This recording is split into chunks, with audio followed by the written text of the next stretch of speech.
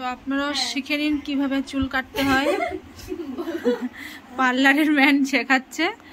আর এই যে সাথী সরকার, হ্যাঁ চুল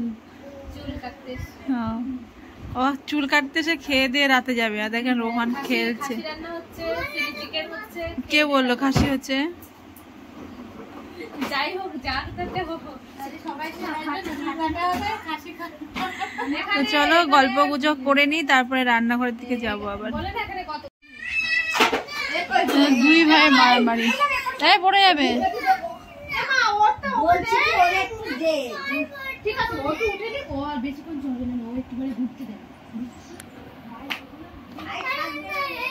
দুই ভাই মারামারি শুরু করে দিয়েছে। এখন এসি না বাবা, পরে পরে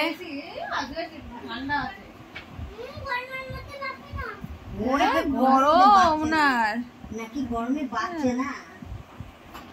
তো দেখো এখন বাজার নিয়ে এসছে। কি এনেছো? ফুচকা। সাথীরা এসছে।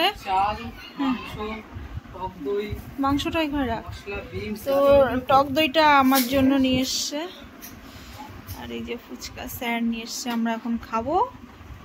তো চলো হাঁটো হাঁটো, আরে শুয়ে থাকো না। তো আমরা এখন বাচ্চা পার্টি নিয়ে ফুচকা খেতে বসেছি। দেখো এখানে তার মধ্যে আমরা বড় পার্টি। ফুচকা খেতে রান্না কি খাচ্ছো?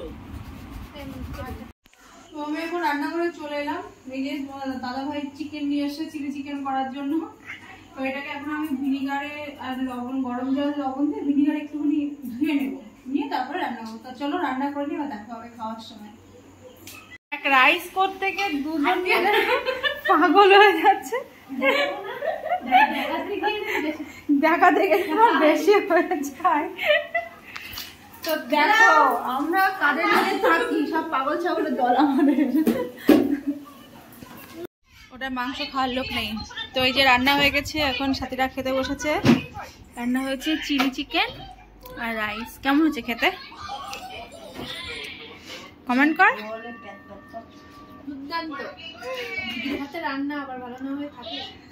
কি টোপ দিচ্ছে আমারে। তো চলো এরা খেয়ে নিক, তারপরে আবার 2-3 জনকে খেতে দেবো।